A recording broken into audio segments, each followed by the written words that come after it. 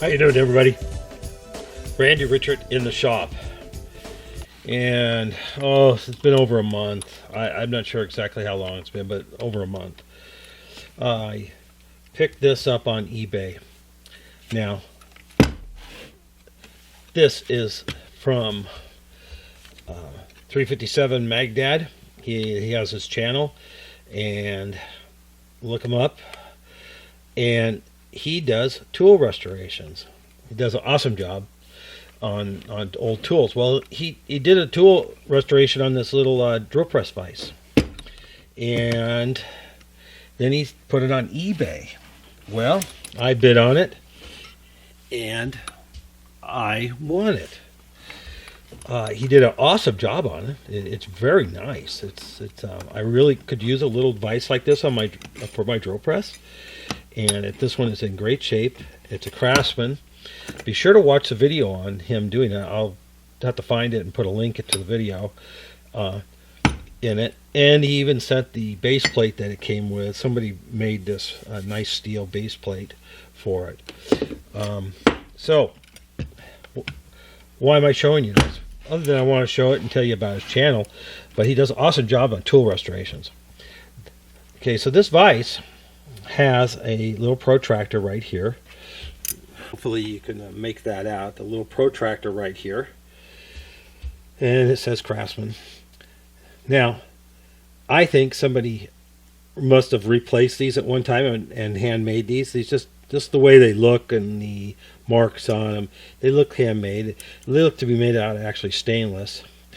The guides here, but when you fold this up, it doesn't go to 90 degrees. And there's an index mark, and it shows here it's about 4 or 5 degrees short of 90. And so this hits right here. Hopefully I'm showing you that. Yeah, this hits right here on both sides. So what I'm going to do is I've already kind of marked it with a Sharpie. I'm going to take both of these off, and I'm going to probably take them to my belt grinder and just grind that out a little bit so it will go full 90 degrees. So when you flip it up for use on the drill press like this, you want it to go flat 90 degrees, and it's about 4 or 5 degrees short of that. So like I said, I'm going to grind this out a little bit on each side, and take them both off and do that. I think that should fix that problem. Chuck over at 357 Magdad missed that little detail maybe, and so Chuck has to step up his game there a little bit. But this is a minor thing. But I'm going to fix that up. So these aren't really very tight. These were just hand tight on here, and these don't look like these bolts don't look stock bolts either, and their manufacturing numbers and stamps don't match, and so they were probably replaced at one time, or I should say 3 of them do, with their markings. And this will go well past 90 degrees if it was allowed to. So we'll just put those back to back. I think like that. Just put them back to back, maybe, and grind them both at the same time. They look to be relatively in the same spot, so we'll just kind of grind them. And this is kind of a wavy thing here. Somebody cut it with a hacksaw or bandsaw or something, maybe, or they didn't do a super clean job. Or I'll just clean this whole thing off. It's not very much. It's not even probably about 1/8 of an inch or less. But I'll just do it in here and maybe clean this up a little spiffier.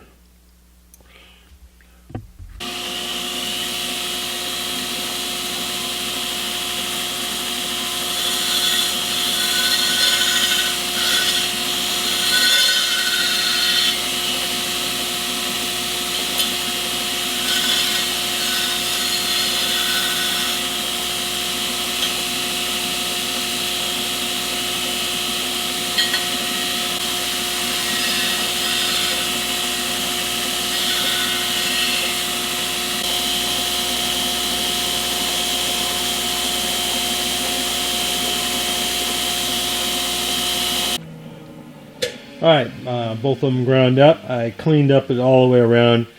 Definitely a hand job done thing here, and they didn't even file it really great, but that's okay. It worked, and it's the way things are. Just clean things up, and they're not perfectly symmetrical, but almost. All right, put it back together. I cleaned up the edges on a Scotch-Brite wheel, so they're really pretty nice on the outside there. And we had to go back one time there and grind a little bit more off the top to get it to go far enough. So that's all the way. I clamped in a 1, 2, 3 block here, and let's see how much. So is it past 90, less or not quite to 90 yet? So we'll just go in here. All right, that's not too bad. We'll zero it in here on. I might be able to turn this a little bit so you can see it better, but we'll zero it in there on the back.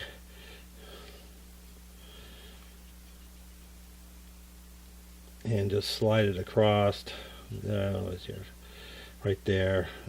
So that's going down, just so you know, in that direction. And we're about down, about 14 thousandths of drop down. So that means I could easily adjust this back to 90, somewhere right around there. Should be close. Oh, not too far.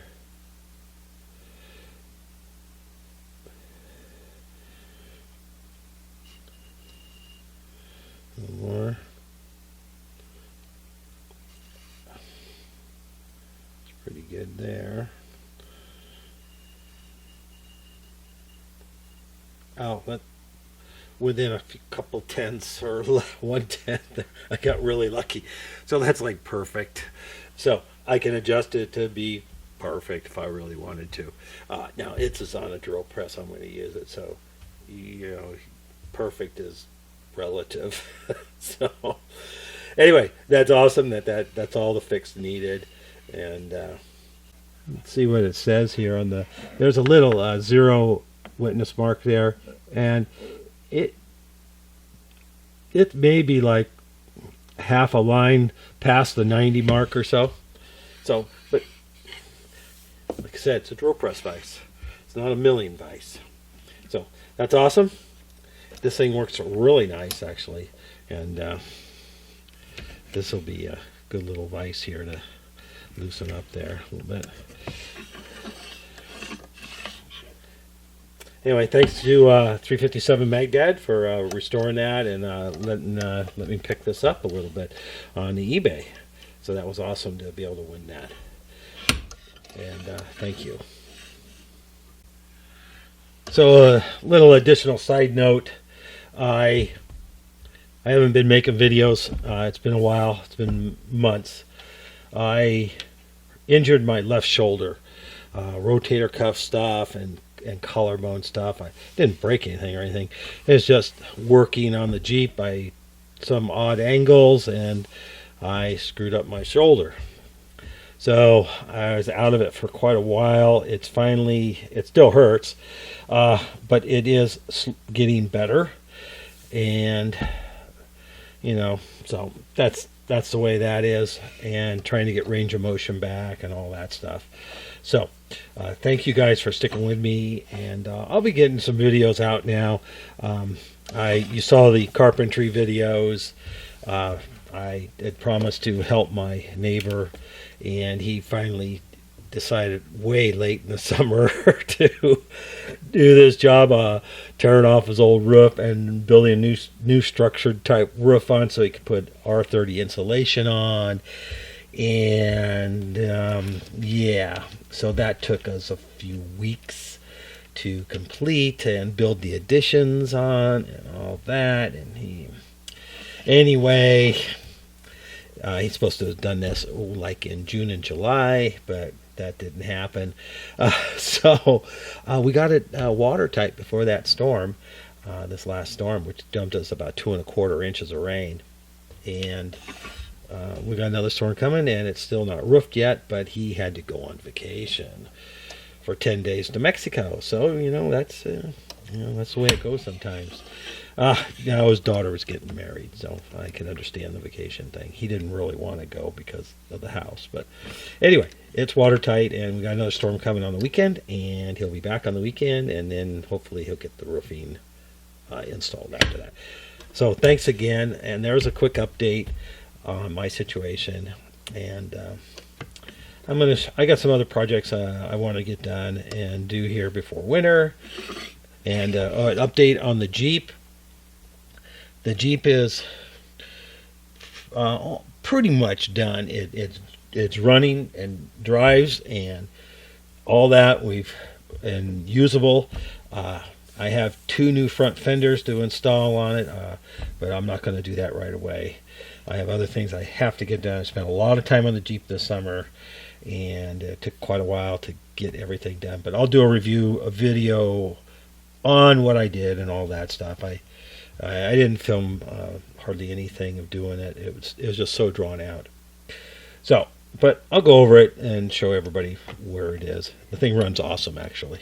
So, anyway, we'll get to that, and think about joining, think about subscribing, and we'll catch you in the next one, you guys. Thank you.